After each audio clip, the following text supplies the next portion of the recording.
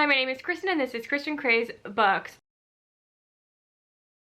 So I cannot believe May is almost here. I love summer releases. I don't know what it is, but I always look forward to talking to you about the books that are coming out in the summer months. And to me, May, June, that's the start of summer. We start to get some sun here in Northern Ontario, so I'm really looking forward to that. And there's something about a YA or adult contemporary romance that really appeals to me during the summer months, lying on the beach. So I have quite a few of those on my list. But of course I have other genres. We've got fantasy on here, we've got some literary fiction, so let's dive into these. We're gonna start with May 2nd, and I'm very picky about the YA contemporary romance that I read, but I can really love it. It's just like a gut thing, and something is telling me I'm going to adore this book, and it's Where You See Yourself by Forrest. This is a debut novel, and it is following a character named Effie who is in her senior year of high school, and we follow her touring different colleges, which I think is interesting because a lot of the YA that I've read follows a character who is in senior year applying to colleges but not touring them, so I love that. And accessibility is a big concern for Effie because she is in a wheelchair. So she has to tour the colleges to make sure that she can navigate around campus. And there's also a side plot romance with a kid named Wilder, which I think is fun. And from what I have seen from the reviews, it's getting incredible reviews already. It's more coming of age and her finding herself and stuff like that with a side plot of romance, which is probably my happy spot with YA contemporary. So I'm really looking forward to giving that a try. I know that it is messy and not the perfect romance, but I really did enjoy Every Summer After by Carly Fortune. So I'm looking forward to her next book, and it's called Meet Me at the Lake. And I think a lot of this comes down to nostalgia for me because her books are set on lakes in Ontario. And as I said, I do live in Ontario, spend a lot of my summer at the lake. This story is set in Muskokas, which is very close to me. I'm very familiar with Muskoka, so I love that vibe. And she really does capture like a Canadian summer, so I love that. And this is a second chance romance. I can love second chance romance. I could hate it, so we'll see where I fall with this one. If it's half as messy as her first book, I think I'm gonna have fun with it. I've realized I like a messy romance, so it's worth a shot, and it seems to be getting good reviews already. And we're following a main character who I think moved to Toronto, tried to make a life there, but ends up back in the Muskokas running her family resort, which sounds like fun to me, but she doesn't want to be there. And she ends up having a second chance romance with a man that she met in Toronto, and they said like in a year we'll meet at this place and try this out, and she shows up and he doesn't. I don't know why he ends up in this resort, and I guess we find out why he didn't show up in the first place. So I don't know, I hope there's some interesting reveals in this one, and I get that nostalgia feeling because I think the Muskokas are a perfect setting for a book like this, and I can't wait to give it a try. This next one is one of my most anticipated books of the year, and I don't know why. I am just intrigued by the cover and the whole idea, and this is Lying in the Deep by Diana Urban, and this is a YA thriller, which I like. I do love a good YA thriller when they're done well, and I'm just hoping this is kind of campy. It takes place on a boat, and these students are doing like a semester at sea, which is just a fun idea. And I think this follows like some teenage drama where our main character's ex-boyfriend and her ex-best friend are now together, and they're all on the ship together, and somebody ends up murdered.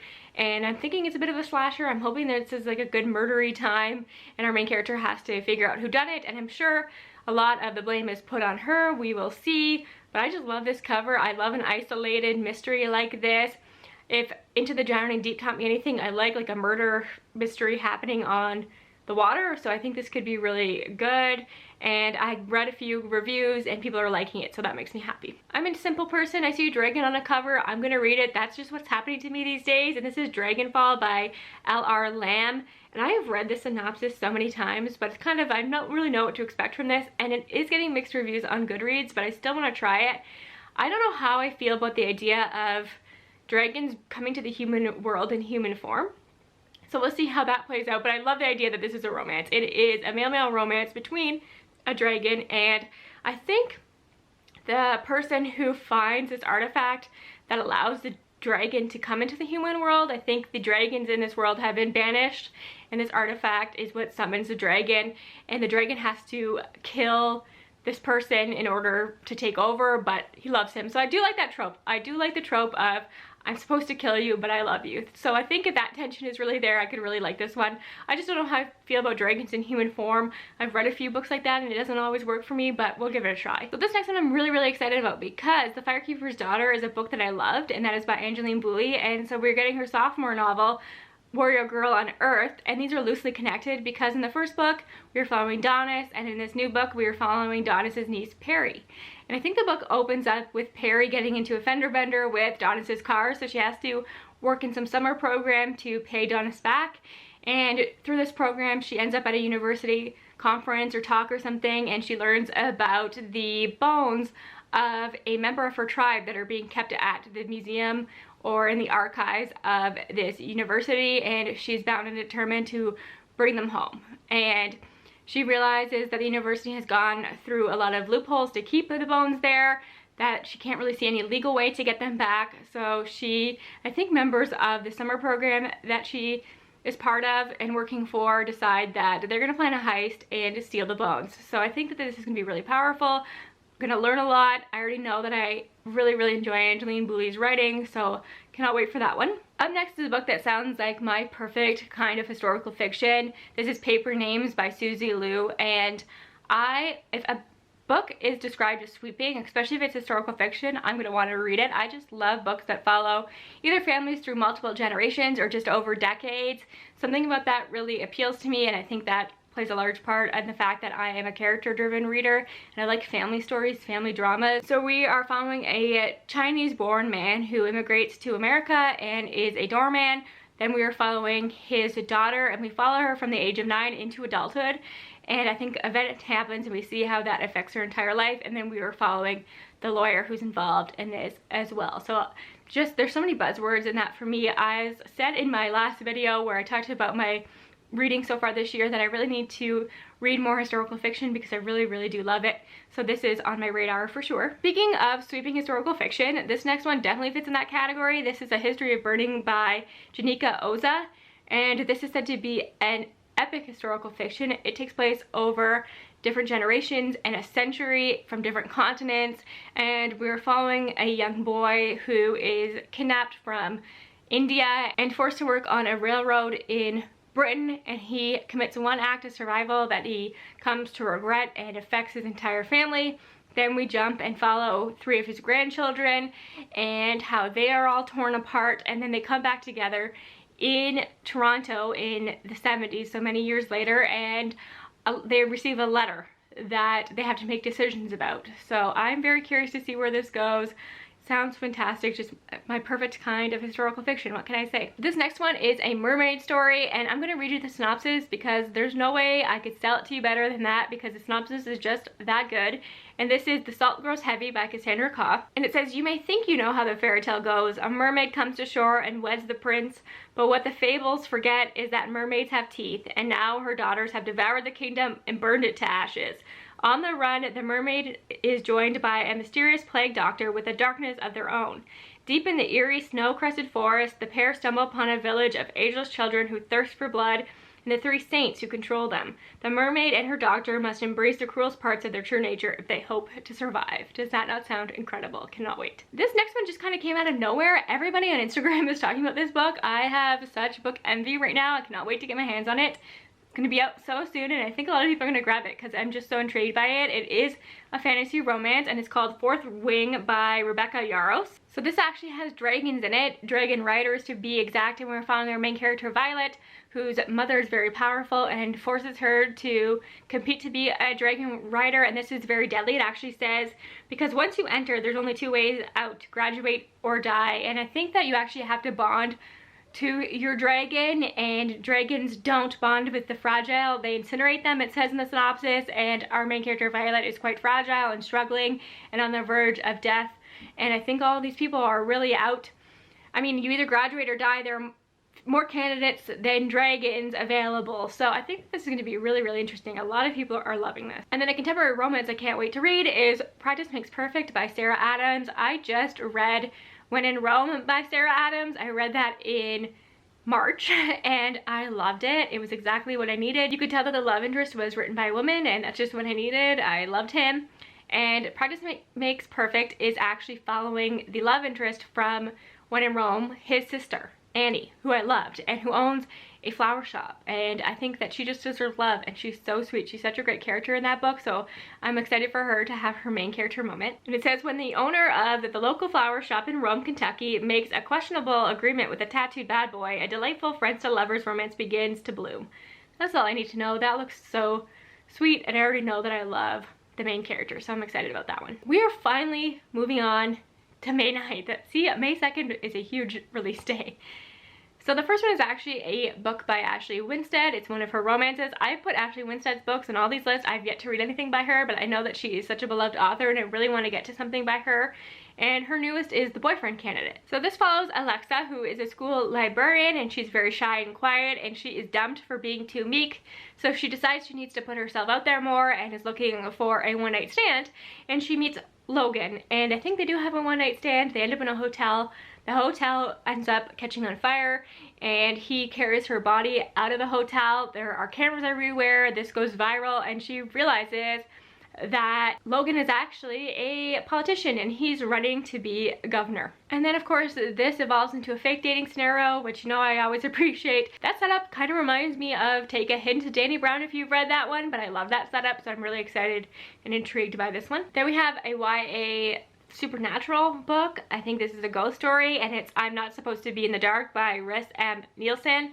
And I did read Deep in Providence by this author last year and quite enjoyed it. I don't think I talk about that one enough, but this is following a character named Aria who has been able to talk to the dead and see ghosts, but her grandmother brewed her a tea that put that to an end. But then a rose bush dies across the street, and she starts to think that something supernatural is going on just by the way that it happened. But the rose bush happens to be on the property of her ex-best friend, who he hasn't talked to in many years. And then Derek, her ex-best friend, is starting to act strange and going out in the night, and then the day after the rosebush dies, he begins talking to her again, and she's convinced that it's not quite him and that maybe there's a ghost inside him. So I think that's a really intriguing concept, and I really did enjoy the themes of her debut, so I am looking forward to this one. Next up, we have another dragon book. There are a lot of dragon books coming out in May, which I am not sad about at all, and it's To Shape a Dragon's Breath by Monocle Black Goose. And it says a young indigenous woman enters a colonizer-run dragon academy and quickly finds herself at odds with the approved way of doing things in this first book of a brilliant new fantasy series. So the main character in this book finds a dragon egg, forms a bond to it, and it's really important to her community, and the members of her community remember what it was like when dragons existed. And then the colonizers of this world do not have the same opinion and are really opinionated about how the dragon is raised and by whom, and they reluctantly allow our main character to go to this academy with the dragon and learn their ways, but she's not going to be pushed to just follow the way things are said to be done by these people. And of course she's gonna have like a rebellious streak, and I just think the whole setup of this one sounds really exciting. I've never read anything by Mark Lawrence because I feel like his books are probably a bit too epic fantasy for me, but this one sounds perfect. This is The Book That Wouldn't Burn. It says a boy has lived his whole life trapped within a vast library, older than empires and larger than cities. A girl has spent hers in a tiny settlement out on the dust where nightmares stalk and no one goes. The world has never even noticed them. That's about to change. And this has been getting brilliant early reviews. It's got one of the best covers I've ever seen, and I'm just one of those book lovers who loves to read books about books, so I'm excited. Moving on to May 16th, we have a book that is actually written by one of my favorite authors and their partner, so that is really exciting. This is Venom and Vow by Anna Marie McLemore and Elliot McLemore. And the tagline says, keep your enemies closer, which I always appreciate that. So it seems we're following 4 characters in this. We're following Gade, who is a transgender prince who's actually demoing as his brother. Valencia, who is an attending for the future queen. Gale, who is a boy assassin who Gade is bound to protect. And Patrick, who is a reluctant heir of the kingdom, and Cale, the boy assassin, is determined to kill him. So that alone is an interesting setup to see how that dynamic all plays out. Then we have a vampire novel, which I will always take more vampire stories. This is Court of Undying Seasons by A.M. Strickland. In becoming a vampire, I am less than a girl, and more. Or maybe in becoming what I've always been deep inside, a blade. So this story is following Finn, who ends up at a vampire academy, and at this academy you either graduate and you become a vampire, or you become a human thrall, or you just do not survive.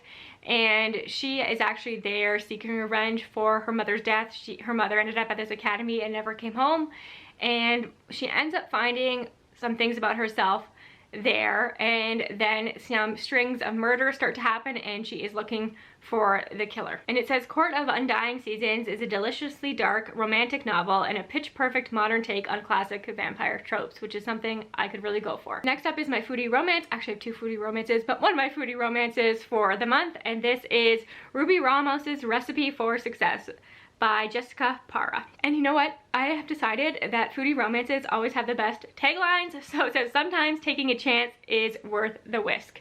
Whisk as in a whisk for baking. I love that. That's just so, I just love a corny pun like that. And foodie romances always deliver on that front. So Ruby's always wanted to attend a pretty prestigious university. She ends up waitlisted, and her parents are determined to get her off the waitlist.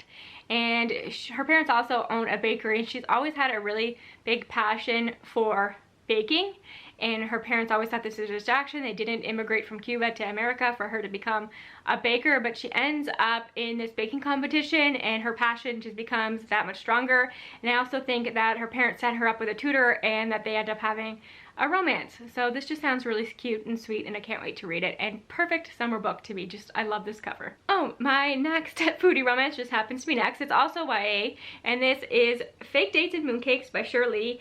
There's a corgi in the cover. I love this cover so much, and I think there's also a baking competition in this one. The Mid-Autumn Festival Mooncake Making Competition for Teen Chefs. So I just love all that. That just sounds so cute. And in this story, our main characters, Dylan and Theo, end up meeting and having an attraction to one another, and Theo asks Dylan to be a fake date to a family wedding, and they go. I think there's a lot of family drama, but they have feelings for one another. And then of course this food competition, it's high stakes for Dylan, so that is at the forefront as well. And I just think this is going to be really, really cute. And next we have The Enchanted Hacienda, which is a romance, and it is following a main character named Harlow, who is in New York, ends up losing her job, breaking up with her boyfriend, and returns home to Hacienda Estrada. And in her home, all of the women there grow beautiful flowers, and they have magic, and they can perform magic with all the flowers that they grow.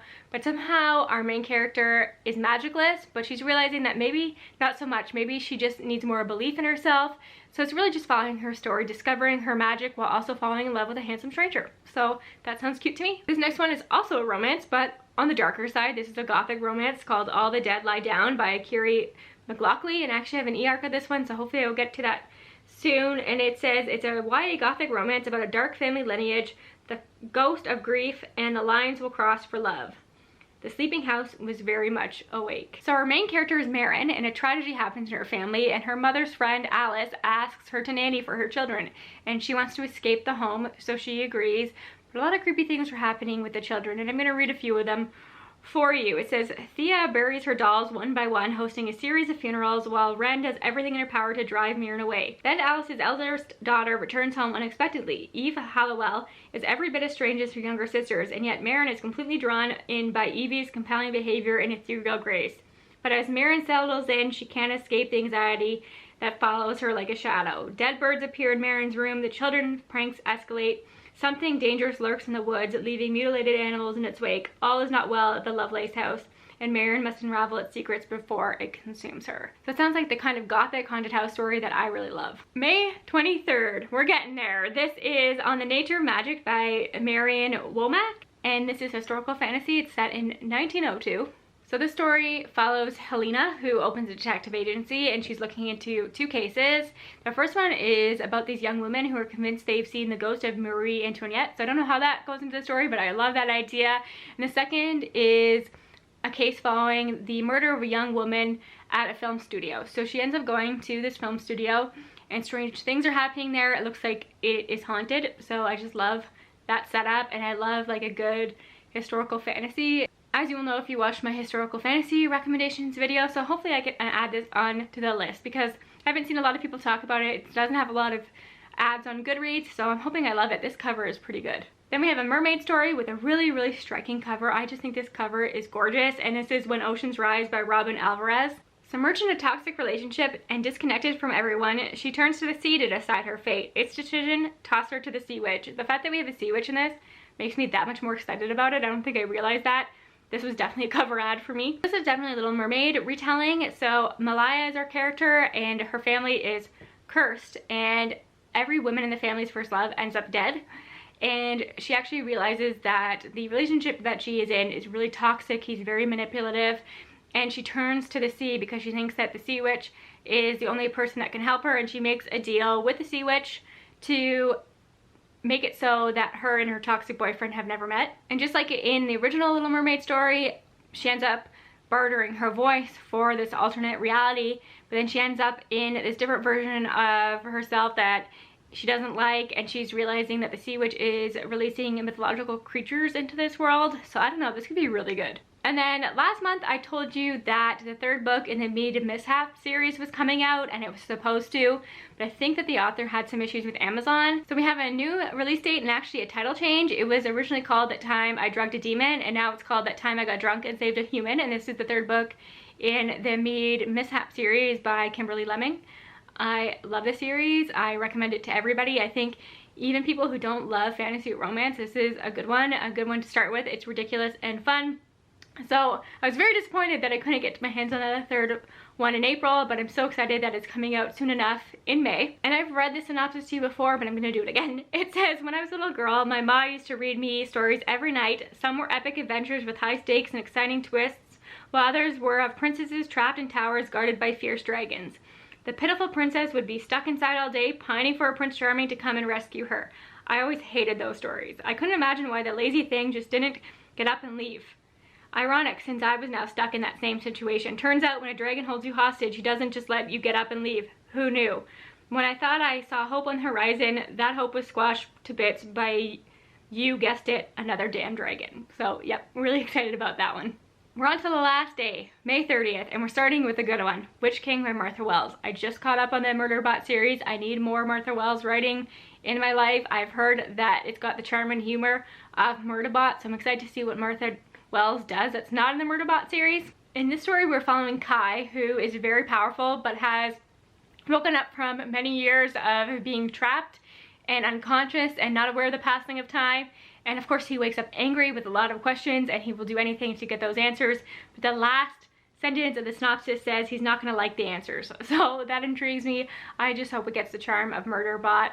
Maybe a little bit higher stakes. We will see. Can't wait. I've been hearing good things. Then we have another book that looks perfect for the summertime. Can't wait to get my hands on a copy of this and read it on the beach. This is That Summer Feeling by Bridget Morrissey. Turns out you're never too old for a summer camp romance or a change of heart. When a divorced woman attends a sleepaway camp for adults only, she connects with a man from her past, only to catch feelings for his sister instead. So I think that's all we need to know about that one. Doesn't that sound good? I just love this cover, love this vibe, love that it's set at a summer camp for adults. I need to get my hands on a copy.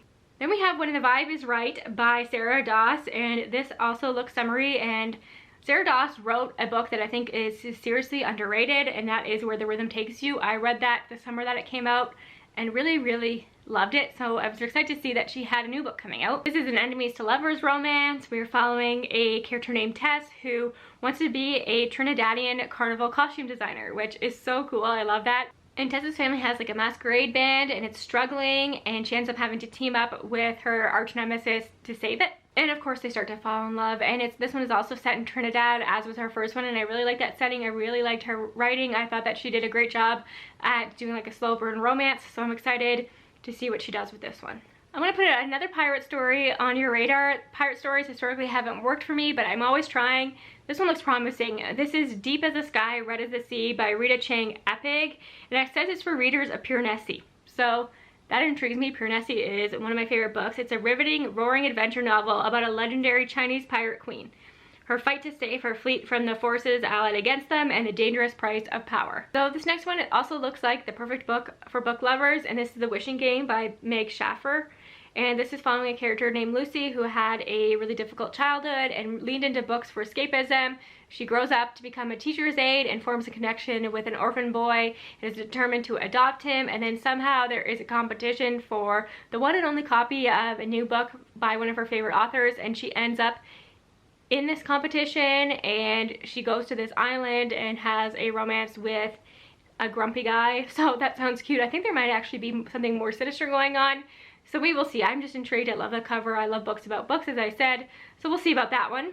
And then the final book I want to talk about is actually one that I'm currently reading on my Kindle because HarperCollins Canada sent me an e-arc, so thank you to them.